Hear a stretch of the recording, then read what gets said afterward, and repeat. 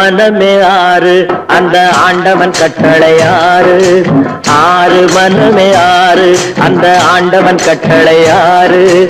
தேர்ந்து மனிதன் வாழும் வகைக்கு தெய்வத்தின் கட்டளை ஆறு. தெய்வத்தின் கட்டளை ஆறு. ஆறு மனமே ஆறு அந்த ஆண்டவன் கட்டளை ஆறு. ஒன்றே சொல்வார் ஒன்றே செய்வார் உள்ளத்தில் உள்ளது அமைதி. இன்பத்தில் துன்பம் துன்பத்தில் இன்பம் இறைவன் வகுத்த நியதி. ஒன்றே சொல்வார் ஒன்றே